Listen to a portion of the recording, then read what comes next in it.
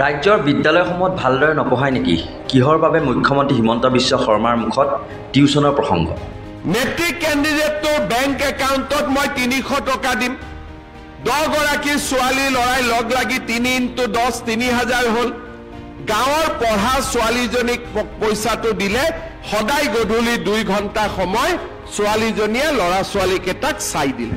আৰু আজি যি বস্তুৰ অত্যাধিক মূল্য বৃদ্ধি বা যি সময় এই সময়ত বাৰু ৩০০ টকা টিউচন কোনোবাই কৰাবনে?